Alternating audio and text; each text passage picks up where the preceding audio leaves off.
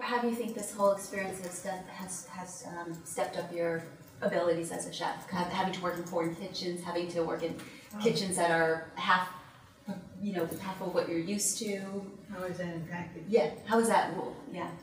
Well, it just makes you appreciate, first of all, what you have in your own work environment, and then you just, hopefully what you want to do is just learn to adapt quickly, which is, as a chef, we do all the time. So exposure, keeping on your toes at all times. I do events normally, so I'm always in new kitchens constantly. So I felt like that might have actually kind of benefited me in the long run for this. Avery, you probably booked many more jobs than you've liked in the past. I mean, what have you been asked to make that you just go, are you serious?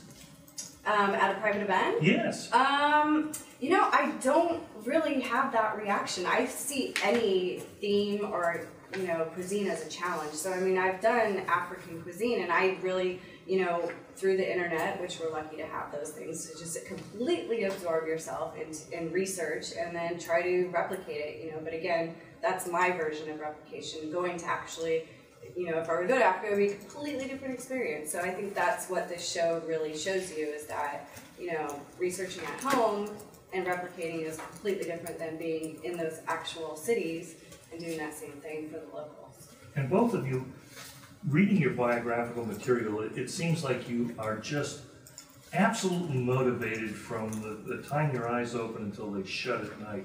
Where does that come from? Where does that joie de vivre happen? Where's it? Well, for me, cooking's always been a passion, and it's always been a way to express myself creatively. And before I started cooking, I was in the travel business, ironically enough. And I was seeking so hard to find a way to make money with my passion, and it dawned on me to just go to culinary school. So that sort of speaks to being able to get in this environment and make a living doing something that you're passionate about. Making, basically, you're not, what the adage goes, you will never work a day in your life if you do something that you love, and that's something that I personally had to do. And your mom's reaction? She's very proud, very, very proud, super proud. What the impetus for joining this show, getting involved? Was it celebrity, or is it to improve your business, or?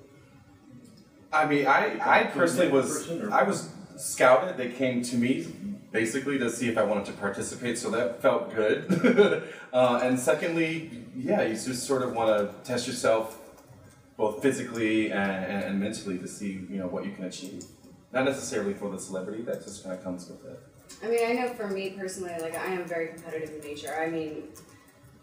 I'll brush my teeth faster than the person standing next to me just to do it. So I was always pushing myself, and I think this gave me an edge to just personally push myself even further, in this competitive environment. So that for me, just to try to be, at the top of my personal game, for me was very important. And you're comfortable with the celebrity that comes along with this?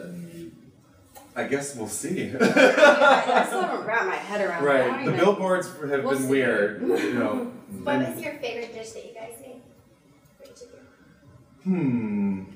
In London, which is really what we're supposed to be discussing today, our team, we made a series of dishes. I really love the fish and chips that we did. We did really tiny matchstick fries, so that was really, really tasty.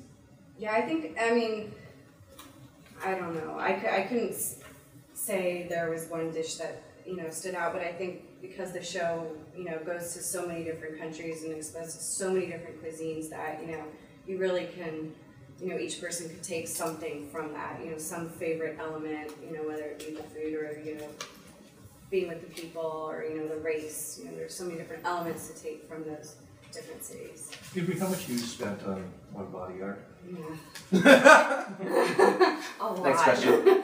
I told my kids they need to skin me and stretch this and put this on the wall when I'm dead.